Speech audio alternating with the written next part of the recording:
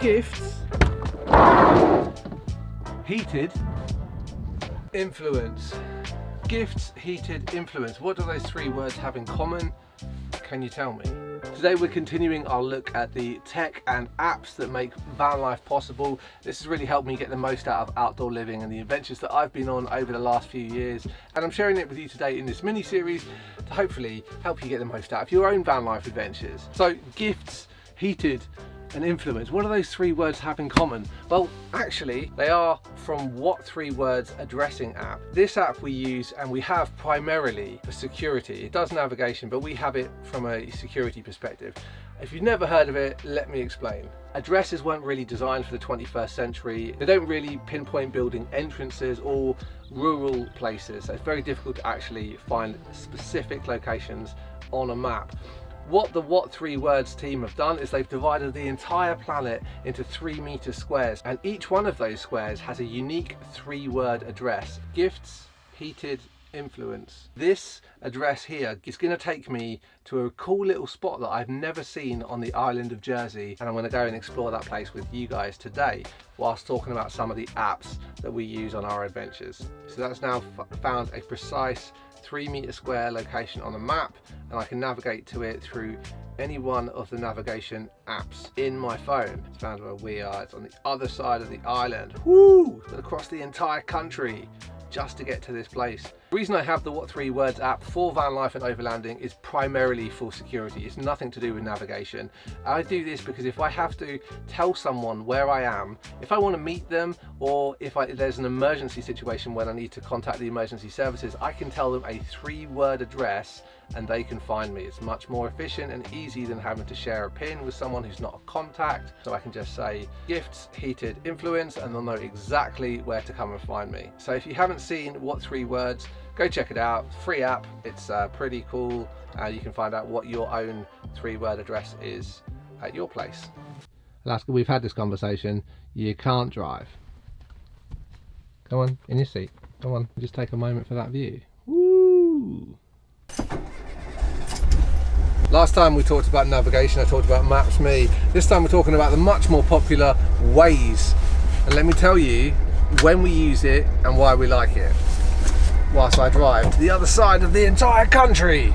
I'm not going to bang on about navigation apps because I'm pretty keen to show you this truly epic place that I've heard of. However, whilst we're driving the slow country roads of Jersey's north coast, I will mention a couple of things about Waze whilst you enjoy the passing view of typical Jersey granite houses.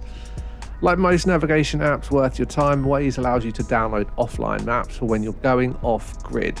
But the best thing about Waze is that it uses community-based information, meaning other users of the app generate real-time traffic info, which we're going to see in action in a minute. So Waze is particularly good when it comes to things like traffic, cops and speed cameras and things like that. They're all marked on the map. As soon as one pops up, some other Waze user is going to add it to the map, so you always can see them on the map and you get a little bit of a warning as you come up to them. Waze is a great alternative to Google Maps, although I think they're actually owned by Google. The display is a lot more native and less cluttered. You don't have all of the extra businesses and everything popping up. It's primarily just focused on navigation. It doesn't do walking, it doesn't do cycling, it doesn't do public transport. It's purely designed for motorists. So if you're driving a lot like we are, you're road tripping, Waze is a pretty good option for a minimalist navigation tool. Oh look, there's a police diversion that's just popped up on our route. So in that situation there was a police check or diversion for some reason. It wasn't on the map, no other Waze users have identified it. Here's the police here. Road closed for some reason, possibly an accident. I was able to easily report that to anyone else that's using Waze, so they will know that there are police there in the area. Very easy to do with just 2 taps of 2 buttons. Didn't even take my eyes off the road. Right there on the screen. Just going to interrupt this navigation because I need some essential supplies. We have a variety of apps that help us with our supplies. This time, the supply in question is petroleum gasoline.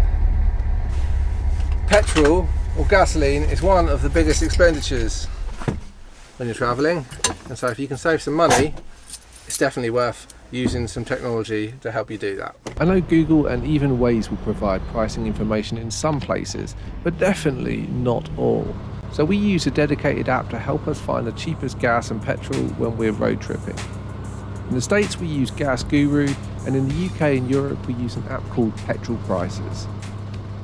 When you're filling up sometimes multiple times a day, you can save quite a bit of money avoiding the more expensive gas stations.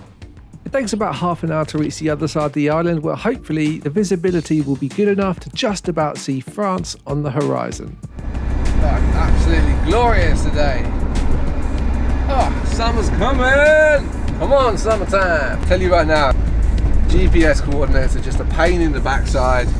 What 3 words is the future of addressing? So happy this exists. Such a cool little app. Never been down this one before. I am going to park here in this farmer's field.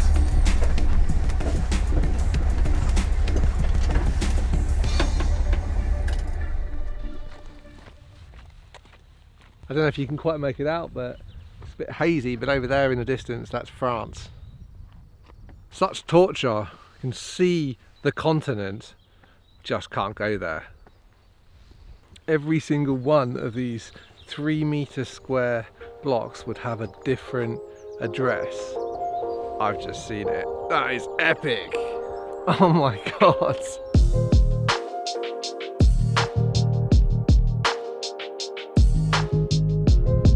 What the heck? That is a 6,000-year-old dolman. Never been here. Oh, we've got to check this out. This is the Le Poucoulet de Faldouet dolman. I'm sure it wasn't called that 6,000 years ago. 6,000 years ago, and there's nobody here. This amazing thing just sitting in this field. Unbelievable. This one's actually quite unusual because it has a double chamber. That's not going anywhere. That capstone is 24 tons. How the heck did they get that up there in the new Stone Age period, the Neolithic period? New Stone Age is different to Stone Age, by the way, I found out, because Stone Age they were hunter-gatherers, and in the New Stone Age they became farmers and settlers. Jersey used to be actually connected to mainland continental Europe by land, but the seas rose and people were unable to sustain a hunter-gatherer lifestyle on the island because it's only 9 miles by 5. So, like in many parts of the world, they became farmers, and so that entered the New Stone Age period. They found a whole bunch of pottery and axes and tools and flints and things like that, and bones from at least 5 humans, 2 adults and 3 children, one of which was an entire skeleton found in the seated position in one of the side chambers. This is one of 2 dolmens on the island, which faces exactly east on the equinox. It would rise just over there in France and set behind the capstone over there. To move a structure like this, it's quite likely that they would have piled up the dirt and then put the stones in place and dug the dirt out around it, because they'd never have been able to lift a 24-ton stone. They did have woolly mammoths on the island. We know that because one of them, the remains of one of them, was excavated on the island not so long back. Whether they were able to use woolly mammoths to help them with the heavy loads of moving the stones to this location, who knows? But it sure as heck would have been one awesome scene to witness. Whilst we're here, I want to talk to you about one other app. Each time I talk about the navigation and van life apps and how I get my supplies and resources, I'm also going to talk about one that helps me enjoy the campsites and the locations that I go to. And this one is actually quite a lot of fun. It's called Picture This. What Picture This allows you to do is identify plant species when you're out and about. You just take a picture of it, it uploads it. Whoa, it's a wood sage, wild sage. Used for medicinal purposes, sweet scent but bitter taste, so no, not good. Tells you what it is, what it's good for, how to look after it, whether it's edible, stuff like that. Obviously, if you're going to be eating anything you find growing out in the wild and foraging for your own food, you have to be extremely careful and know you're not going to be eating anything poisonous. I would recommend going with someone who knows the local area and what is indeed safe to eat before you go trusting the app.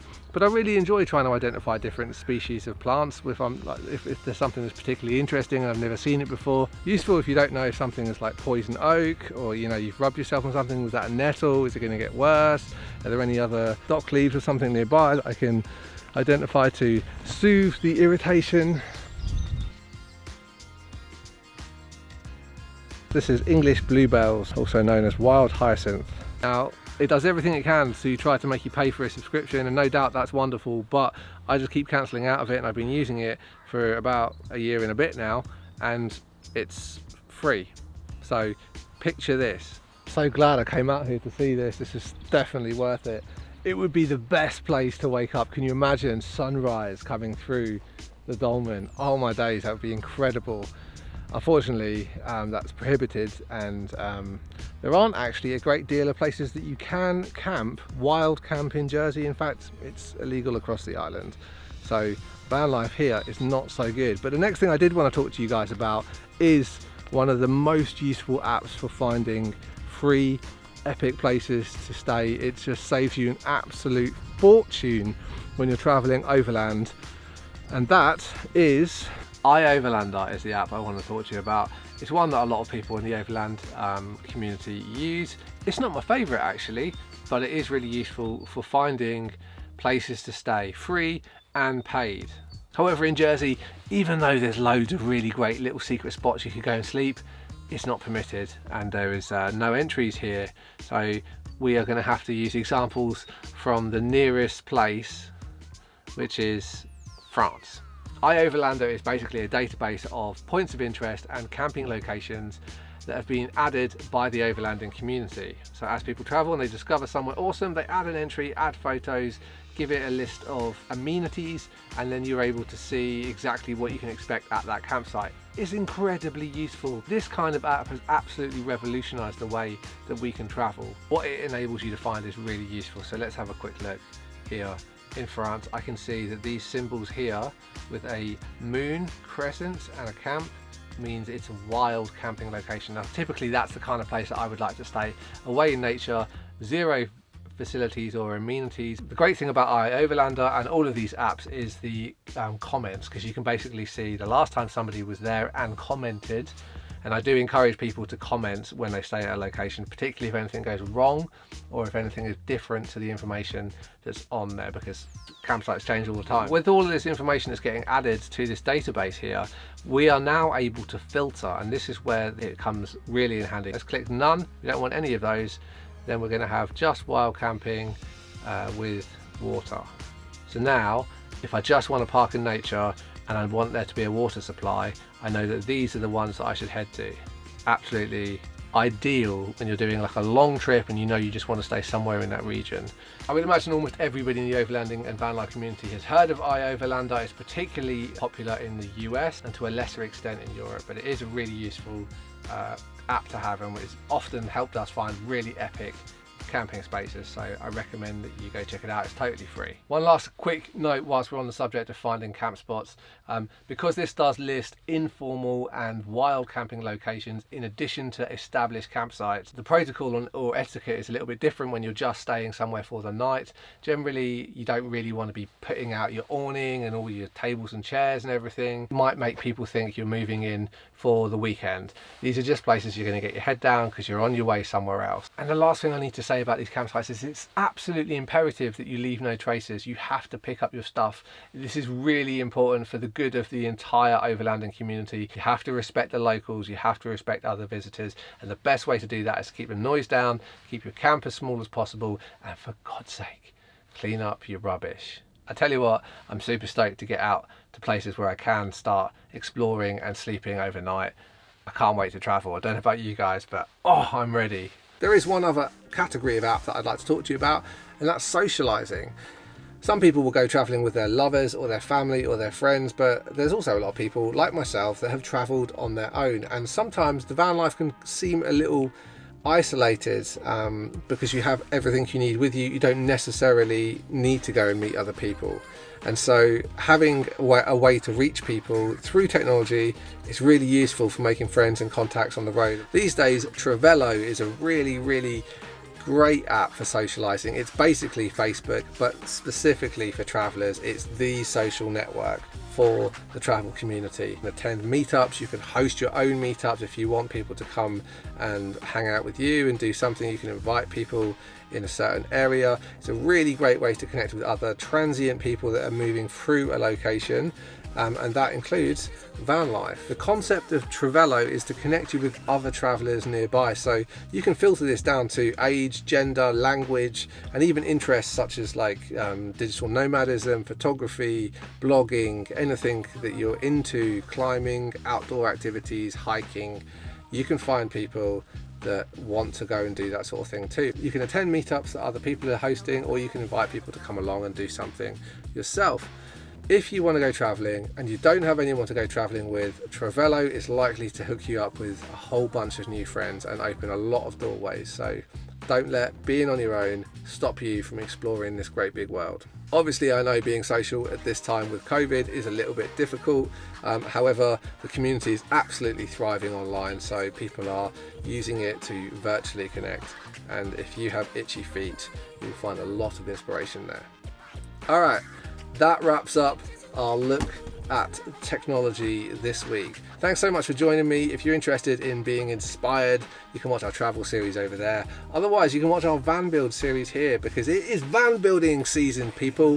If you don't have one, start thinking about how you can have epic adventures this summer, because van life is going to be the way to do it. All right, until next time, happy traveling.